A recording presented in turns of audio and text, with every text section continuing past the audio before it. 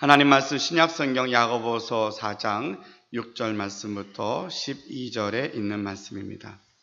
그러나 더욱 큰 은혜를 주시나니 그러므로 일러스되 하나님이 교만한 자를 물리치시고 겸손한 자에게 은혜를 주신다 하였느니라. 그런즉 너희는 하나님께 복종할지어다. 마귀를 대적하라. 그리하면 너희를 피하리라. 하나님을 가까이 하라. 그리하면 너희를 가까이 하시리라. 죄인들아 손을 깨끗이 하라. 두 마음을 품은 자들아 마음을 성결하게 하라. 슬퍼하며 애통하며 울지어다. 너희 웃음을 애통으로 너희 즐거움을 근심으로 바꿀지어다. 주 앞에서 낮춰라. 그리하면 주께서 너희를 높이시리라. 형제들아 서로 비방하지 말라. 형제를 비방하는 자나 형제를 판단하는 자는 곧 율법을 비방하고 율법을 판단하는 것이라. 내가 만일 율법을 판단하면 율법의 준행자가 아니요 재판관이로다. 입법자와 재판관은 오직 한 분이시니 능히 구원하시기도 하시며 멸하시기도 하시느니라. 너는 누구이기에 이웃을 판단하느냐. 아멘. 스코틀랜드에 있는 한 교회에서 목사님이 이제 주일 설교를 하였습니다. 예배가 마치고 나니 한 성도님이 그날 은혜를 너무나 많이 받았어요. 그 성도님이 다음 주에도 이제 설교를 듣기 위해서 예배에 참석을 하였습니다. 근데 그 다음 주일에는 이 성도님이 은혜를 받지 못했어요. 그럼 이상해서 목사님께 가서 물어봤습니다. 지난주에는 제가 큰 은혜를 받았는데 오늘은 왜 은혜를 받지 못했습니까? 라고 이 성도님이 물었더니 목사님이 이렇게 대답합니다. 그 이유는 간단합니다. 지난주에는 예수님을 만나러 왔기 때문에 은혜를 받았습니다. 즉 주님을 예배하기 위해 왔기 때문에 은혜를 받았는데, 그런데 오늘은 나를 만나기 위해서 내 설교를 듣기 위해서 왔기 때문에 은혜를 받지 못했습니다. 라고 설명을 했다고 그럽니다. 보통 은혜와 또 예배에 대해서 예화로 많이 사용되어지는 그런 말씀이기도 합니다. 오늘 본문의 말씀에 보면 야고보서 4장 6절 말씀에 그러나 더욱 큰 은혜를 주시나니 라는 말씀이 나옵니다. 그래서 오늘은 우리가 더 큰 은혜를 사모하자 라는 제목으로 함께 은혜를 나누고자 합니다. 은혜라는 단어, 우리가 은혜를 이해할 때에는 여러 가지 이렇게 좀 나누어서 생각할 것들이 있는데 가장 크게는 두 가지로 나누어서 은혜를 말합니다. 그래서 하나는 일반적인 은혜, 보편적인 은혜라고 말하고 또 하나는 특별한 은혜라고 이야기합니다. 그래서 일반적인 은혜라는 것은 뭐냐면 여러분 비가 오는데 예수 믿는 사람에게만 비가 오지 않잖아요. 그렇죠? 예수 믿는 사람들 농토에만 비가 오지 않잖아요. 지금 비가 오면 온 지면에다가 비가 옵니다. 예수 믿는 사람들에게도 또 기독교 국가에도 또 다른 타 종교에도 모든 자연의 현상이 그대로 다 이루어집니다. 그러니까 우리가 믿는 기독교 안에서의 우리의 하나님은 기독교인들만의 하나님이 아니라 우주 만물을 다 창조하시고 다스리시는 하나님이라고 고백하기 때문에 그렇게 우주 만물을 다스리시는 하나님이 주시는 그 하나님께 미치는 은혜가 무엇일까라고 말할 때 가장 일반적이고 보편적인 은혜라고 말하는 것은 때를 따라 비를 주시고 또 우리에게 여러 가지 필요한 것들을 다 우리에게 허락하시는 것, 이것을 일반적인 은혜이다라고 말합니다. 그러면 특별한 은혜가 무엇이냐라고 말할 때에는 일반적인 은혜, 일반 은총을 가지고는 해결할 수 없는 게 뭐였냐면 인류 최대적인 죄의 문제를 해결할 수 없었습니다. 그러니까 비가 오고 눈이 오고 바람이 불고 모든 자연적인 것들은 사람이 일상적으로 생활하는 데는 서로 간에 유익이 될 수 있고 도움이 되지만은 그것 갖고는 우리 사람이 갖고 있는 가장 근본적인 문제, 죄의 문제를 해결할 수가 없었어요.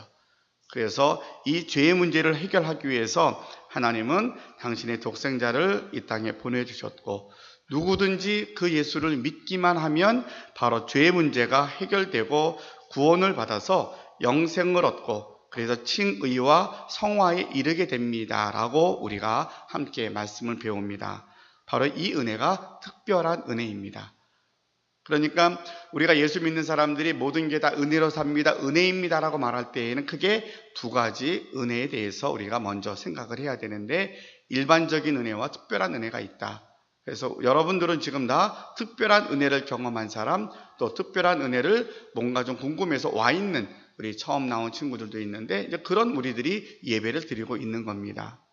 자, 그러면 이렇게 일반적인 은혜, 특별한 은혜 가운데 우리는 또 한 번 특별한 은혜 가운데도 또 두 가지 은혜가 있다라고 이야기를 합니다.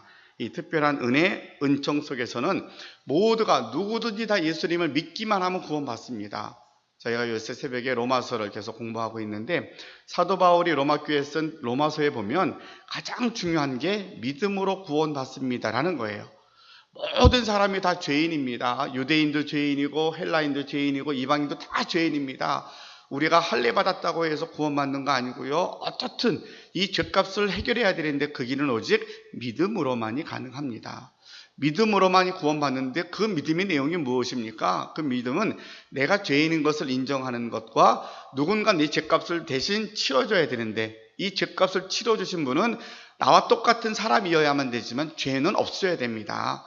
그래서 시간과 우리 같은 시대에 사는 누군가가 아니라 이미 2000년 전에 오신 예수님이 2000년 후에 있을 저와 여러분을 위해서 우리의 모든 죄를 담당하셔서 골고다 언덕 십자가에서 죽으셨고, 그 사건이 오늘 나의 사건으로 믿어지면, 그래서 우리가 입으로 시인하면 누구든지 그 입으로 시인하는 믿음 때문에 구원받습니다. 여기에는 어떠한 행위나 조건이나 업적이 뒤따라가지 않고 그저 누구든지 그게 믿어진다라고 고개를 끄덕끄덕하면 그것이 충분합니다라고 말합니다. 근데 어떨 때는 그게 더 어려워요. 내 양심이나 내가 갖고 있는 도덕성에 대한 그 수준에 따라서 어떻게 말로만 고개 끄덕끄덕한다고 구원받느냐, 그 놀라운 일이 이게 잘 수용이 되지 않은데 그것 자체가 교만이에요. 성경에 기록되어 있는 구원의 역사들을 몇몇을 보게 되면, 모세가 광야에서 백성들이 막 불평하다가 불뱀에 다 물립니다. 불뱀을 물려서 다 죽게 되었을 때에 결국 모세가 하나님께 기도해서, 하나님, 우리가 잘못했지만 좀 살려주세요 라고 했더니 그런 놋뱀을 높이 만들어 높이 쳐들어 들으라고. 그러면서 하시는 말씀이 누구든지 쳐다보면 낫는 거예요. 아, 내가 저 놋뱀을 쳐다보면 하나님이 나를 고쳐주실 거야 막 간절히 기도하고 쳐다본 사람도 있을 것이고, 아니면 가기 싫은데 아내가 믿음이 좋고 남편은 믿음이 없는데 그래도 뭐 믿져야 본전이니까 그냥 가자고 끌려가듯이 가서 봐도 낫더라는 거예요. 그러니까 우리가 생각하는 믿음에 대한 결과에 대해서는 너무 쉬운 것 같아서 이게 안 믿어지거나 수용이 되지 않은데, 근데 이건 쉬운 것도 아니고요. 이것 자체가 기적이고 은혜인 것을 우리가 점점 믿음이 쌓일수록 더 그 은혜의 가치를 깨닫게 됩니다. 어쨌든 누구든지 예수님을 믿기만 하면, 뭐 교회를 나오든 아니면 교단이 다르든 뭐 이게 문제가 아니라 누구든지 예수님을 믿기만 하면 우리는 구원을 받고 영원한 나라 천국 백성이 됩니다. 우리는 이 문제 가지고 토를 달거나 의문을 삼거나 아니면 논쟁거리가 되지 않아요. 이것을 우리 특별한 은혜라고 말하는데, 자, 그런데 그렇게 특별한 은혜를 경험한 사람 중에 또 한 부류가 있어요. 어떤 부류가 있냐면, 그래, 나는 예수 믿었으니까 난 더 이상 교회 안 가도 돼.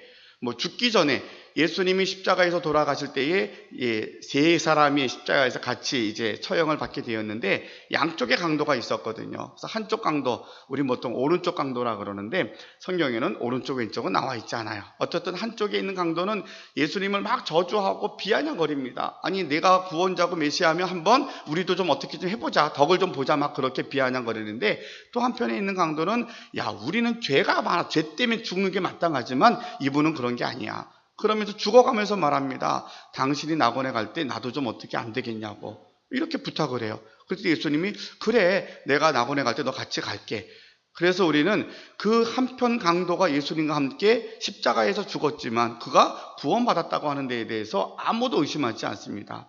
그러니까 이 사람은 평생을 십자가에서 최악의 심판, 어떤 처형을 받는 그 십자가에서 죽어 마땅한 그렇게 악하게 산 사람이 일생을 악하게 살았다가 그 죄값으로 십자가에 죽은 사람이에요.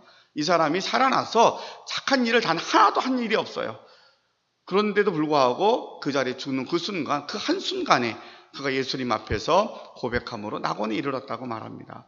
그러니까 우리가 생각할 때에는 예수 믿으면 뭔가 좀 대단해야 될 것 같지만 구원에는 그렇지 않아요. 이미 구원의 역사는 믿음 자체가, 고백하는 것 자체가 구원의 피로 충분한 조건이 된다라고 말을 합니다. 그러면 목사님, 왜 우리가 예배 나오고 굳이 교회 와서 봉사하고 헌금하고 막 그렇습니까? 라고 반문할 수도 있을 거예요, 똑똑한 친구들은. 근데 우리가 오늘 함께 다루고자 하는 것이 더 특별한 은혜가 있더라는 거죠. 이미 일반적인 은혜와 특별한 은혜 가운데 우리는 죄의 문제를 해결받은 특별한 은혜를 받은 사람인데, 또 모두가 다 예수 믿기만 하면 다 구원받았는데, 그런데 그 구원받은 사람들 가운데는 더 특별한 사람들이 있습니다. 우리들처럼 매일같이 성령 충만하게 해달라고 기도하는 사람이 있어요. 성령 충만하지 않아도 우리는 예수님 믿어서 구원받았잖아요. 근데 왜 성령 충만함을 원해요? 우리는 하나님 어떻든 주님께 사명받은 자이기 때문에 내 직분에 최선을 다하고 싶습니다. 내가 정말 예수님의 제자로 멋있게 살고 싶습니다. 교회 일꾼이 되기를 원합니다. 우리가 히브리서에 나와 있는 것처럼 하나님이 계신 것과 하나님께서 상 주시는 것을 믿으라고 했기 때문에 내가 하늘의 상급을 위해서 열심히 달려가겠습니다. 이런 거룩한 부담감과 거룩한 어떤 욕심? 표현이 좀 안 맞을 수 있는데, 그런 마음을 가지고 성전에 나와서 기도하고 매일같이 나를 돌아봐서 내 죄를 회개하고 우리 가족과 이웃과 나라의 죄를 대신해서 모세같이 내가 흉내내면서 회개 기도도 하고, 우리가 기도하면 하나님이 역사하실 것입니다라는 그런 책임감을 가지고 중보하는 기도에 자리에 나옵니다. 뭐가 차이가 있겠어요? 이미 우리는 구원받은 사람인데, 우리가 구원받는 것 자체가 인생의 목적이라고 한다면 살아있는 날 동안 꼭 우리가 해야 될 일은 예수님 믿어서 구원받는 게 제일 중요한 건데 우리 그거 했어요. 그 다음에 우리가 할 게 뭐가 있냐라고 말할 때, 우리는 그 특별한 은혜 가운데 더 특별한 은혜를 우리가 알기 때문에 그 은혜를 구하고 사모하는 자들이라는 겁니다. 그래서 하나님의 은혜의 역사는 이미 2000년 전에 예수님이 오심으로 온 인류에게 구원의 길을 열어주셔서 특별한 길을 우리에게 허락하셨어요. 그리고 하나님 말씀하시기를 너희에게 더 큰 은혜를 지금도 진행형으로 주시겠다라고 약속을 해주십니다. 그래서 오늘 우리는 함께 예배하는 저와 여러분 가운데, 그래, 우리가 어차피 구원은 받았으니까 이제 그것 갖고 더 이상 고민하지 말자. 내가 이렇게 살다가 천국 갈지 모르겠어. 이렇게 살면 나 지옥. 이거는 우리의 고민이 아니에요. 왜냐하면 구원은 하나님이 허락하신 믿음으로 선물 받은 거기 때문에 내 행위로나 내가 아무리 노력해서 얻어지는 게 아니라 전적인 하나님의 은혜라는 거예요. 그 은혜가 너무 귀해서 은혜에 합당하게 살겠습니다라는 것이 우리의 다짐인 것이고, 그렇게 살려고 하다 보니까 우리가 어떻게 하면 내가 받은 은혜를 은혜에 합당하게 살 수 있을까라는 고민들이, 내가 열심히 주님을 닮아가겠습니다. 내가 성령 충만함에 살겠습니다. 성령 충만함에 대한 모습이 주님이 맡겨주신 일을 좀 순종하며 살겠습니다. 이런 거룩한 마음들이 생기는 거거든요. 하나님은 그런 은혜를 지키며 살아갈 수 있도록 우리에게 더 큰 은혜를 주시겠다라고 약속하신 겁니다. 그러니까 내가 죽고 그리스도가 사는 것도 성령 충만한 것도 결국 궁극적으로 무엇을 위한 것이냐, 그것 자체가 목적이 아니라 그걸 통하여서 하나님이 내게 허락하신 더 큰 은혜의 열매를 따라 우리는 다르게 그것을 사명이라는 단어로 씁니다. 하나님이 나를 부르심에 대한 분명히 이유가 있을 것이다.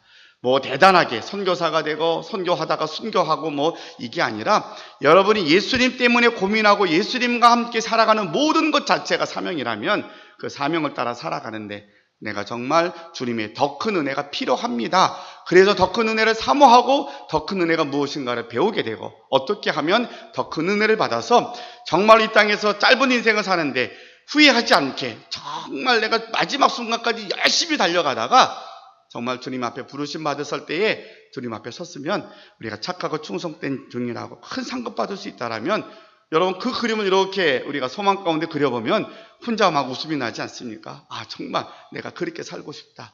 이제 그렇게 삶에 대한 모습들을 그려가면서 더 큰 은혜를 한번 생각해 보고자 합니다. 오늘 야고보서는 야고보 장로님 우리에게 하나님이 약속하신 더 큰 은혜가 어떤 것이 있는가를 세 가지로 설명을 합니다. 첫 번째로 7절 말씀에 보니까 그런즉 너희는 하나님께 복종할지어다 마귀를 대적하라 그리하면 너희를 피하리라 라고 되어 있어요. 오늘 본문에서 함께 제가 묵상하며 여러분과 나누고 싶은 하나님의 더 큰 은혜는, 이 땅에 사는 날 동안 우리는 끊임없이 마귀, 악한 영들, 세상의 유혹과 늘 맞닥뜨려 싸웁니다. 늘 너무 힘들게 살아요. 그래서 다른 데 표현해 보면 마귀가 우는 사자와 같이 우리 앞에 입 쫙 벌리고 우리를 보고 있다는 거예요. 그래서 은혜를 별로 안 받을 때는 어려운 것도 별로 없고 그냥 잘 되는 것 같고 무감각하게 사는 것 같은데, 내가 좀 예수님 믿고 열심히 좀 하려고 그러면 이상하게 일이 꼬이기도 하고 괜히 옆에 가까운 사람들이 상처를 주기도 하고 아픔을 주기도 해요. 그거는 여러분이 잘못해서가 아니라 영적으로 그것이 누군가가 시기하고 질투하고 싸우기 때문인 거예요. 그러니까 우리가 정말 믿음으로 살려고 하면 마귀는 끊임없이 우리에게 도전을 하고 시험을 하고 올무를 이렇게 놓아서 넘어뜨리게 합니다. 그러니까 누가 웃으면서 그러게 하더라고요. 아무것도 안 하는 성도에게는 마귀가 근접을 안 한대요. 내버려둬도 알아서 무너지니까. 그러니까 가만히 둬도 알아서 그냥 이렇게 사니까 마귀도 바빠서 거기에는 잘 안 간대요. 그러니까 마귀가 하는 일이 믿음으로 살려고 하는 사람들에게 계속 와서 접근을 하는 거예요. 여러분이 정말 내가 예배드리고 올해는 어떻든 믿음으로 살려고 하면 나는 전에 안 그랬는데 갑자기 마음이 심쿵해요. 왠지 좀 마음이 좀 안 드는 것도 있고 뒤숭숭하고 뭔가 불편해요. 그걸 우리가 다른 데서 원인을 찾으면 답이 별로 없어요. 왜 여러분들은 그렇게 여러분들의 속을 제가 다는 모르지만 예배 자리에 나온 여러분들은 저와 여러분들은 그렇게 작정을 하고 죄를 지려고 계획하는 사람 별로 없거든요. 우리가 작정을 하고 나쁜 일 하려는 사람도 별로 없거든요. 근데 우리가 왜 이렇게 힘이 들까 마음이 무거울 거라고 생각을 하면 우리를 은혜의 자리에서 멀게 하는 또 다른 영적 싸움이 있다는 것을 우리가 깨달아야 돼요. 자, 이런 것을 우리가 안다라면 오늘 야고보 장로님은 뭐라고 되어 있냐면 너희가 마귀를 대적하라 그리하면 너희를 피하리라. 하나님이 약속하신 더 큰 은혜는 무엇이냐면 우는 사자와 같이 마귀가 우리 앞에 있다 할지라도 하나님의 더 큰 은혜를 사모하는 자에게는 그 싸움에서 100% 이기는 은혜를 우리에게 약속하셨다는 거예요. 여러분, 이 영적 싸움은 우리의 힘으로 이기는 게 아니에요. 하나님이 이기게 하십니다. 더 큰 은혜는 이 영적 싸움에 이기게끔 하나님은 우리를 이미 승리의 자리로 인도하고 계시다라는 사실을 꼭 기억하시기를 바랍니다.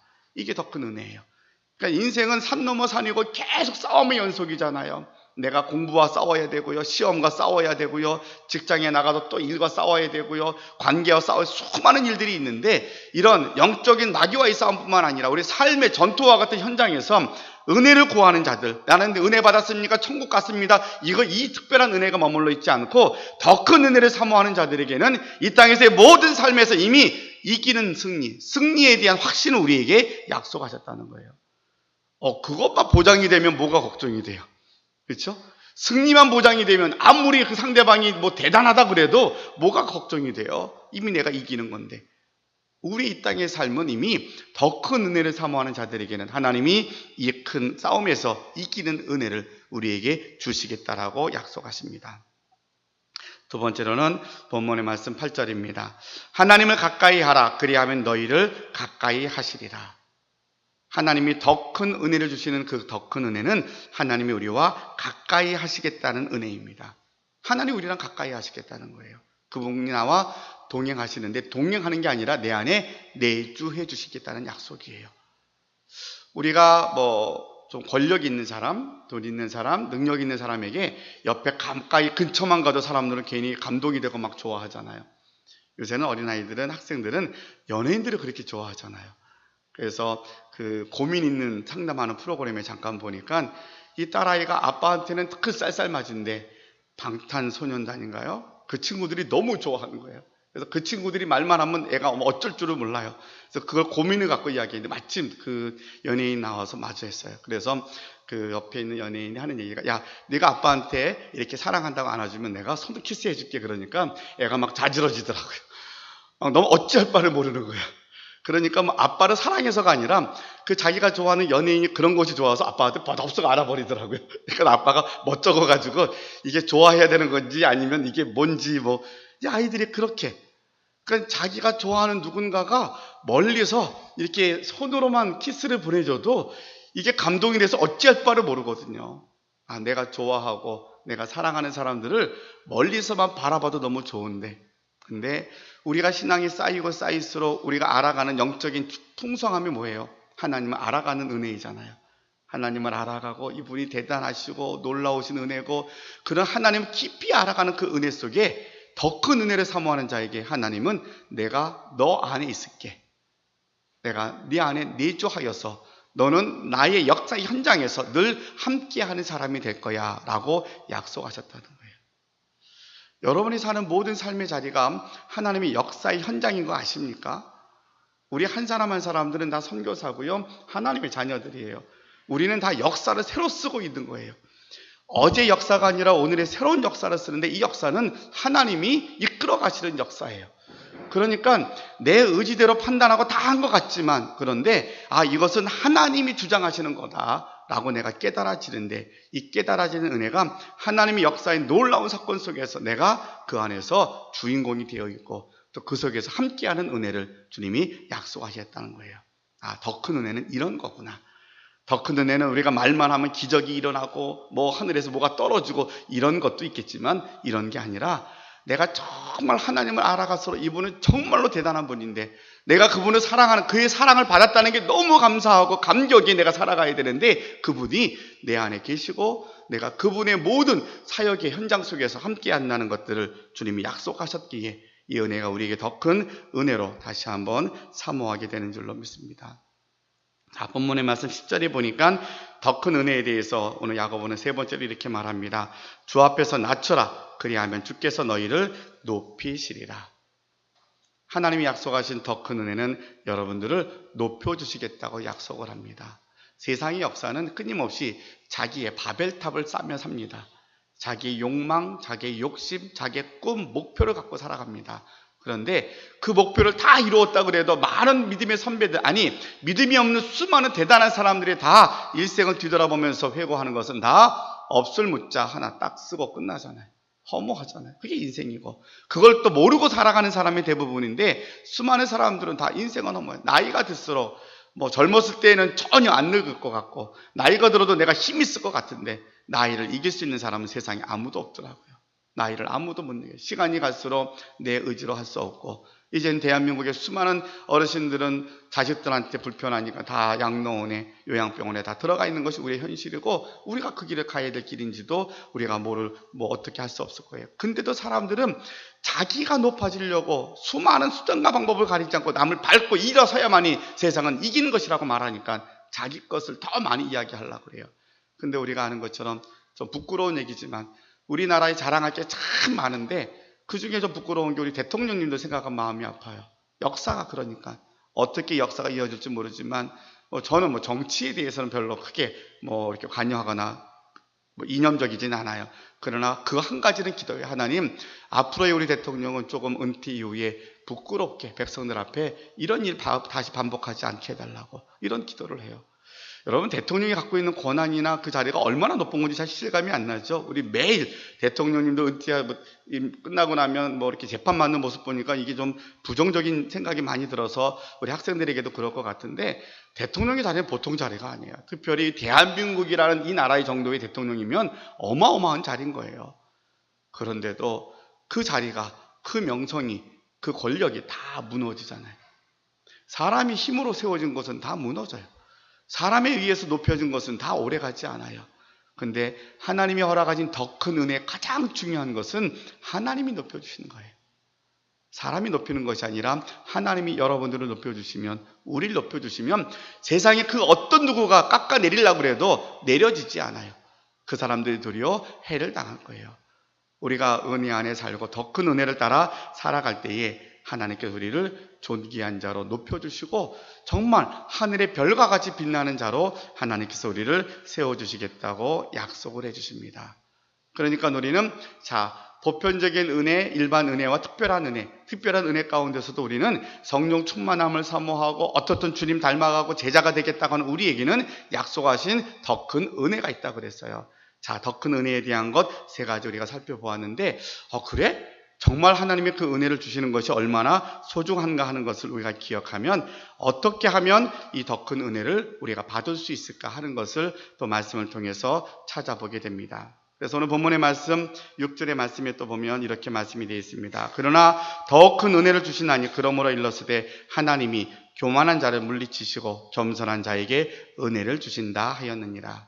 더 큰 은혜를 사모하는 우리들, 그냥 은혜가 뭔지도 모르고 성령 충만하게 해달라고, 우리가 정말 죽어 주님을 위해 살겠습니다 하는 이 내용이 구체적으로 우리에게 약속하신 은혜가 이런 것이구나 라고 생각하면, 그래 맞아, 내가 이 땅에서 이 은혜를 받고 살고 싶어 라는 간절함이 있다라면 이 간절함의 은혜를 어떻게 받을 수 있을까? 오늘 야고보 장로님은 우리에게 교만한 자가 아닌 겸손한 자에게 은혜를 주신다라고 말씀을 해주고 계십니다. 여러분, 구약에 보면 나만 장군이라는 사람의 이야기가 나옵니다. 지금 우리로 말하면 남북으로 대치되어 있는데 적군이 이스라엘이 아닌 적군의 장군이에요. 그리고 그 나라의 2인자였어요. 굉장히 권력이 센 사람인데 근데 이 장군이 문둥병에 걸렸어요. 나병에. 다 약이 없어요. 근데 이스라엘을 포로 잡혀왔다는 계집종 아이가 이야기합니다. 우리 주인이 이스라엘 우리 고향에 가면 나을 텐데 라고 혼자 말로 하는 거예요. 그래? 야 그러면 한번 가보자. 적군이었는데도 불구하고 왕의 친서를 가지고 자기 병을 고치겠다고 선지자를 만나러 갑니다. 얼마나 기대감을 갖고 갔겠어요. 왜냐하면 어떻든 무슨 방법만 있으면 그 방법을 갖고 해야 되니까. 그래서 이제 적군의 장군이 친서를 갖고 오는데 자 우리 장군이 가면 잘 좀 어떻게 안내해 주라는 말을 듣고서는 이스라엘 왕이 걱정이 쌓인 거예요. 이거는 시비를 걸어서 우리가 싸우겠다는 거다. 이렇게 별의별 생각을 다 하니까 선지자가 그걸 이미 알고서는 왕이시여 걱정하지 마십시오. 그 장군 나한테 보내십시오. 이렇게 이야기합니다. 그래서 그래? 잘 모르지만 이제 나아만 장군을 선지자에게 보냅니다. 선지자에게 가면서 생각을 한 거예요. 나는 그래도 한 나라의 장군이고 2인자니까 이 적군인 이스라엘 이 나라 선지자라 할지라도 앞에 나와서 신발 벗고 나와서 막 영접해주고 그럴 줄 알았거든요. 근데 웬걸요? 문도 안 열고 저 안에서 저쪽에 있는 조그만 강에 가서 7번 씻으라는 거예요. 기분이 상했죠, 이 장군이. 아니 우리나라에는 강이 없어서 내가 여기 와서 저 조그만 강에 가서 씻어야 되겠냐고. 야 그냥 가자. 그러고 막 가려고 그럽니다. 그랬더니 두 아들이 다시 간청을 합니다. 아버지시여 우리가 여기 왜 왔는지 잊어버리셨습니까? 설령 이보다 더한 걸 해서라도 병이 나올 수 있다면 안 하시겠습니까? 이렇게 설득을 합니다. 그랬더니 나만 장군이 가만히 생각하더니 그래 내가 여기 왜 왔지? 내가 대접받으러 온 거 아니잖아. 나 병 고치러 온 거잖아.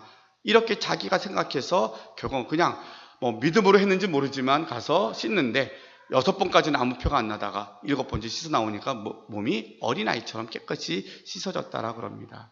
여러분 겸손이 뭔지 아십니까?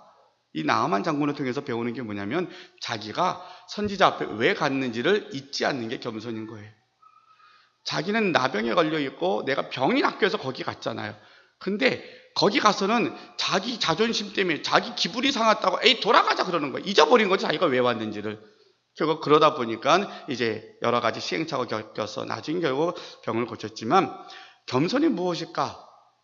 우리가 그냥 낮아지고 섬기고 다 겸손의 모습이지만 겸손의 가장 중요한 모습은 우리의 본래 모습 죄인이었음을 잊지 않는 거예요. 우리 모두가 다 죄인이었습니다. 죽어 마땅한 죄인이었는데 이 죄인을 위해서 하나님이 독생자를 보내주셨습니다. 여러분 일생 동안 이 복음의 가장 중요한 자기 인정, 내가 죄인이었음을 잊지 않는 저와 여러분들이 되실 수 있기를 바랍니다. 우리는 이것을 잊어버리니까 판단하기도 하고요. 이것을 잊어버리니까 우리가 정말로 경거망동하기도 하고 삐지기도 하고 화도 내기도 하고 별의별 행동이 다 나와요. 그런데 믿음 안에서 교회 안에서 많은 어려움이 있는 그 내면을 가만히 보면 정말로 나아만 장군이 그 선지자 앞에 섰을 때의 모습을 잊어버렸던 모습이 너무나 똑같은 것 같아요. 우린 다 죄인인데 하나님의 은혜로 우리가 구원받은 하나님의 백성들인데 우리가 지금 뭐 하고 있지? 이 생각을 다 못해요. 세상의 부귀영화 영원한 게 어디 있어요? 명예와 지위 누가 지키겠어요? 이 땅에 지킬 수 있는 건 아무것도 없어요. 우리 다 지나가는 인생이에요. 우리 모두는 다 예외 없이 흙으로 왔다 흙으로 돌아가는 인생이고요. 다만 우리의 특별한 은혜를 받아서 영생을 얻은 천국 백성이 된 것이지 이 땅이 소망이 아닌데 세상에 수많은 사람들은 믿음이 있다고 하면서 특별한 은혜를 경험했다고 하면서도 늘 넘어져요. 왜 그럴까? 겸손하지. 도대체 겸손이 뭘까? 겸손이 다른 게 아니라 내가 죄인인 것을 잊어버리는 거예요. 내가 죄인이었지. 하나님의 은혜로 구원받은 거야. 그러면 앞으로도 죄를 안 짓습니까? 아니에요. 우리가 처음 예배 드릴 때 고백의 기도를 드리잖아요. 하나님과 나만이 하는 죄. 왜냐하면 여러분들은 도덕적 수준이 되게 높아요. 예수 믿는 사람들은 세상 사람들하고는 기준이 달라요. 그러니까 우리 스스로 갖고 있는 죄의식도 많고 불편함도 많아요. 그래서 열심히 살 땐 잘 몰랐다가 교회 올 때쯤 되면 자꾸 생각이 나. 일주일 동안 내가 잘못했던 게 말한 것도 생각이 나고 여러 가지 했던 게 다 생각이 나요. 불편하잖아요. 그거 갖고 주님 앞에 고백을 하는 거예요. 주님 제가 또 이렇게 살았습니다. 저를 좀 용서해 주세요. 근데 은혜가 너무 감사한 게 우리가 아무리 일주일 동안 정말 말도 안 되는 죄를 범했다 할지라도 하나님은 용서해 주시겠다는 게 복음이니까 그것을 우리가 잊지 않고 살아가는 게 은혜인데 가장 중요한 것은 내가 죄인인 것을 잊지 않는 것. 이게 겸손이구나. 여러분, 내가 죄인이었기에 주님이 필요하고요. 주님의 은혜를 늘 기억하면서 살아간다면 하나님께서 우리를 더 큰 은혜의 자리로 넘어지지 않도록 세워주실 줄로 믿습니다. 두 번째로는 오늘 본문의 말씀에 또 보니까 7절에 그런즉 너희는 하나님께 복종하라 마귀를 대적하라고 되어 있습니다. 우리 성도들이 지금 영적으로 약간 무기력해져 있는 것 중에 하나가 이 대목인 것 같아요. 저는 속초에 다녀와서 계속 그 잔상이 남아 있습니다. 그 전도사님 피켓 들고 전도하시는 모습이 제가 계속 사진을 보면서 제게 계속 이야기를 해요. 근데 그분이 저에게 함께 주셨던 말씀, 각자가 받은 은혜가 다 다르지만 우리는 주의 군사인데 주의 군사인 우리에게 하나님이 무기를 주셨다는 거예요. 그 무기가 뭐냐면 말씀이거든요. 이 말씀은 하나님의 말씀이기도 하지만 이 말씀은 바로 예수 그리스도의 이름 권세라고 저는 이해를 했어요. 그러니까 우리에게는, 예수를 믿는 우리에게는 우리가 수없이 닥치는 환난과 시험과 연단이 있는데 이것을 싸워서 이길 수 있는 무기를 우리에게 주셨어요. 이것을 마귀와 대적하도록 무기를 주셨는데 이것이 바로 예수 이름의 권세, 말씀의 권능을 우리에게 주셨다는 거예요. 왜 점점 교회가 힘들어지고 예수 믿는 사람이 무기력할까? 이유는 딱 하나밖에 없는 것 같아요. 세상을 향하여서 여러분 예수 믿어야 삽니다, 유일한 구원자는 예수님이십니다라고 선포하지 않으니까 세상의 사람들이 무기력하게 살잖아요. 왜? 하나님의 말씀이 세상에게 선포되어지지 않으니까. 100여 년 전에 이 땅에 처음 복음이 들어왔을 때 최건능 목사님이라는 일화는 너무 유명합니다. 이분은 설교하지도 않고 쫓아다니면서 딱 하나 외쳐, 큰 소리로, 성대가 굉장히 커졌다고 그래요. 예수 외치고 난 다음에 전당 그랬다 그래요. 그냥 혼자, 메가폰도 없었을 텐데 그냥 길거리 다니면서 예수 천당만 하고 다니셨대요. 근데 그 소리 듣고 수많은 사람들이 회심하고 주님께 돌아왔다는 거예요. 나라가 빼앗기고 시대적으로 너무 어려웠기 때문에 그러지만, 그런데 그때나 지금이나 우리는 경제 대국이 되었지만 우리의 공허함과 어려움은 그때보다 그렇게 다르지 않을 것 같아요. 너무 힘들고 불안해요. 우리가 살 길이 뭘까? 왜 그런데 우리 힘들까? 똑같이 힘들면 왜 그럴까? 하나님의 말씀이 선포되어지는 것이, 우리가 입을 열어서 수많은 사람들에게 예수를 믿어야 삽니다라고 하는 복음을 전하지 않으니까, 우리가 마귀와 대적하여서 이 복음의 무기를 사용하지 않으니까 점점 무기력해지더라는 거죠. 여러분, 이제 앞으로 우리는 담대하게 때를 얻든지 못 얻든지 누구를 만나든지 여러분이 항상 가방에는 전도제가 있고 내 입술에는 복음이 준비가 되어 있어서 사형리를 설명하든지 자세하게 설명하지 않아도 괜찮아요. 최건능 목사님처럼 예수 믿어야 천국 갑니다, 하나님만이 우리의 구원자 되십니다, 예수 믿어야 됩니다, 이 얘기를 전할 수 있는 저와 여러분들이 되시기를 바랍니다. 더불어서 여러분 마음에 자꾸 갈등이 오고 시험이 올 때잖아요. 그저 고민이 그때마다 무기가 있어요. 성령 세례를 받고 난 후에 성령 충만한 다음에 베드로와 요한이 기도 시간이 되어서 성전에 올라갑니다. 기도하러 올라가는데 미문에 안증뱅이가 하나 있어요. 늘 구걸하는 사람이에요. 손을 벌리고 있으니까 왠지 가다가 발걸음이 멈춰집니다. 그래서 그에게 가서 물어봐. 이렇게 쳐다봤더니 거지가 이렇게 얼마나 줄까라고 쳐다봅니다. 그때 베드로와 요한이 말합니다. 내게는 은과 금은 없지만 내게 있는 것으로 내게 주노니 나사렛 예수 이름으로 권하노니 일어나 걸으라고 선포합니다. 그랬더니 이 안진뱅이가 일어납니다. 일어나서 걷기도 하고 뛰기도 합니다. 여러분, 우리에게 나사렛 이름의 권세를 우리에게도 동일하게 하나님이 허락하신 줄로 믿습니다. 여러분의 마음이 힘들고 어려울 때마다 여러분 나사렛 이름으로 명하노니, 나에게 고민이 되는 것, 유혹하는 것, 어려운 거 있을 때마다 마귀를 대적하시기를 바랍니다. 대적하지 않으면 우리는 질 수밖에 없어요. 왜냐하면 악한 마귀는 우리보다 좀 세요. 그래서 내 의지, 우리가 훈련을 많이 하고 연단받아서 그래 이 정도면 돼, 이 의지 가지고는 마귀와 싸워서 이기지 못합니다. 그러나 우리가 이길 수 있는 길은 우리 손에 있는 무기, 말씀의 무기, 그리고 예수 이름의 권세를 선포하면 마귀는, 우리는 정말 무기력한 것 같고 아무것도 못하는 것 같지만 우리가 선포하는 그 순간에 마귀는 다 전멸되고 맙니다. 그러니까 우리가 하나님이 약속하신 것처럼 마귀를 대적할 때에 하나님께서 우리에게 허락하신 큰 은혜를 허락해 주실 줄로 믿습니다. 자, 한 가지만 더 살펴보고 오늘 마무리할게요. 자, 8절 말씀해 보니까 하나님을 가까이 하랴, 그리하면 너희를 가까이 하시리라. 우리가 하나님을 가까이 할 때에 하나님께서 우리를 가까이 해 주신다라고 약속하십니다. 하나님을 가까이 하는 것은 어떤 것일까? 첫째는 예배입니다. 하나님을 찬양하며 하나님을 경배하는 것이고요. 두 번째로는 하나님께 소망을 두는 것입니다. 하나님께 소망을 두는 것. 여러분의 소망은 어디에 있습니까? 꿈은 무엇입니까? 남은 생애 동안 무엇하고 사시기 원하십니까? 여러분의 소망이 하나님께로 향할 수 있기를 바랍니다. 그래서 히브리서 7장 19절에도 이에 더 좋은 소망이 생기니 이것으로 우리가 하나님께 가까이 가느니라 라고 말씀해 주고 계십니다. 여러분, 하나님께 소망을 두는 게 무엇일까? 조금 범위가 클 것 같아서 우리가 비유로 하나 듭니다.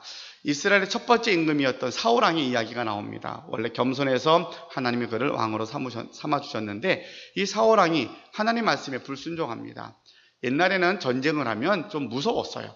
그래서 어떤 전쟁 적국에 대해서 다 진멸하도록 그렇게 명령을 합니다.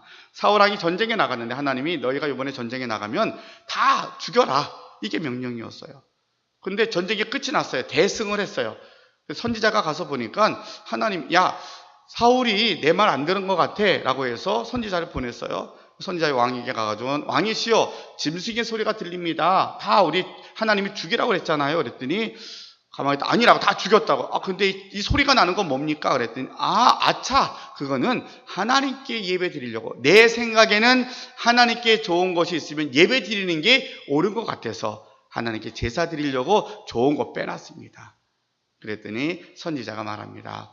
하나님께서는 그 제사보다 순종을 더 원하십니다. 하나님이 원하셨던 것은 다 모든 걸 멸하라고 그랬잖아요. 그것이 하나님의 뜻이고 하나님의 말씀인데 왜 당신은 당신 생각에 옳은 대로 행하여서 하나님의 말씀을 불순종했습니까? 이 이야기를 들려줍니다. 여러분, 하나님께 소망을 둔다는 게 뭔지 아십니까? 내 생각에는 이 아니라 하나님의 생각에는 으로 사는 거예요. 내 생각에는 이게 옳은 것 같습니다가 아니라 나는 이게 옳은 것 같고 이게 맞는 것 같고 이게 정말로 유익한 것 같지만, 그런데 내 생각 다 가지고 하나님께 나 기도할 때 하나님이 아닌 것 같아. 그러면 하나님 생각대로 할게요. 하나님 말씀대로 따라갈게요. 하나님 말씀이 무엇인지를 제가 찾겠습니다. 이것이 하나님께 소망을 두는 거예요. 저희가 큐티라는 걸 시작을 했어요. 새벽마다 우리 청년들도 같이 매일 성경으로 큐티합니다. 큐티하는 가장 중요한 동기와 목적이 뭐냐면 하나님이 누구이신가를 알아가는 거예요. 하나님이 누구이신가. 결국 하나님의 뜻은, 하나님의 생각은 무엇인가를 날마다 우리가 배워가는 거예요. 그래서 내 생각이 아닌 하나님의 생각을 따라서 살아가는 것, 이것이 하나님을 가까이 하는 거예요. 어렵지 않죠? 예, 이것이 하나님께 소망을 두는 거예요. 우리가 하나님께 소망을 두는 것은 하나님의 생각을 아는 것, 그분의 생각을 알기 위해서 매일 성경을 읽고 묵상하는 것, 이렇게 하나님 말씀으로 우리가 점점 가까이 다가갔을 때에 하나님께서 우리를 통하여서 날마다 하나님의 뜻을 따라 살아가는 하나님의 자녀들로 삼아 주실 줄로 믿습니다. 이제 말씀을 정리합니다. 우리는 은혜라는 주제를 갖고 우리가 3번에 걸쳐서 함께 말씀을 들었습니다. 때를 따라 돕는 은혜가 있습니다. 하나님은 항상 여러분이 안고 일어섬도 아시고요, 내가 알지 못하는 것까지 우리를 도우시는 하나님을 여러분 기억하시기를 바랍니다. 그래서 우리가 평안할 수 있는 거예요. 가시에도 은혜가 있더라고요. 연세가 많으신 분들에게 가시가 다 없어졌습니까? 라고 물었더니 씩 웃으시면서 아니에요, 아직도 가시가 남아있어요. 그게 일생 동안 내가 짊어져야 될 가시인 것 같아요. 그런데 이 가시가 은혜가 있더라는 거예요. 가시에도 은혜가 있음을 아니까, 그래, 이것 때문에 나는 늘 힘들다고만 생각했는데 이것을 감당케 하시는 분이 하나님이시구나, 그래, 이 가시 때문에 내가 살았던 것이구나 라고 인정하게 되면 하나님의 가시를 통한 은혜가 우리를 이겨나가는 능력으로 바꿔주십니다. 그리고 우리는 더 큰 은혜가 있음을 오늘 말씀을 통해서 배웠습니다. 그래, 일반적인 은혜, 특별한 은혜, 다 특별한 은혜로 구원받은 사람이 있지만 우리는 그 중에 더 열심히 하나님께 나아온 사람들이에요. 그러면 더 큰 은혜가 있음을 배웠어요. 그래, 더 큰 은혜를 가지고, 하나님이 주시는 약속된 은혜를 가지고 우리가 사모하면서 가자. 겸손한 자가 누구인가를, 그리고 우리가 마귀를 대적해야 되겠다. 예수 이름의 권세를 날마다 사용해야 되겠다. 그리고 우리가 하나님을 가까이 하는 자가 돼야 되겠다. 하나님을 가까이 하는 것은 다른 거 다 잊어버려도 괜찮습니까? 바로 소망을 두는 건데, 하나님께 소망을 두는 것인데, 그것은 내 생각대로 사는 것이 아니라 하나님의 생각에 맞추어 사는 인생이다. 그러기 위해서는 매일 말씀 앞에 나아가고 엎드려 기도할 때에 하나님이 여러분이 나아갈 매일매일의 삶을 인도해 주실 줄로 믿습니다. 여러분의 인생이 더 큰 은혜를 사모하고 은혜를 누리는 자가 되어서 이 땅에서 큰 자가 되는 복을 받고 하나님이 여러분 높여주시고 주님 앞에 섰을 때에 착하고 충성된 종이라고 칭찬 들을 수 있는 우리 모두가 되시기를 주님의 이름으로 축원합니다. 기도하겠습니다. 사랑의 아버지 하나님 감사합니다. 오늘도 은혜라는 주제를 가지고 함께 말씀을 나누었습니다. 보편적인 은혜가 있고 특별한 은혜, 그 중에서도 정말로 성령 충만함과 주님을 닮아가기를 원하는 그런 믿음의 은혜를 우리가 함께 살펴보았습니다. 우리에게 은혜의 자리에 더 주님을 닮아가는 자리에 놓아주신 것 너무너무 감사합니다. 주님, 이제는 그 더 큰 은혜를 배웠사오니 더 큰 은혜를 사모함으로 우리가 정말로 겸손한 자가 되고 정말로 주님 마귀와 대적하여서 이기는 자가 되고 정말로 하나님께 소망을 두어서 주님 내 생각대로 사는 것이 아니라 주님의 생각대로 주님의 인도하심에 따라 순종하며 살아가는 저희들이 되게 하여 주시옵소서. 예수님의 이름으로 기도하옵나이다. 아멘.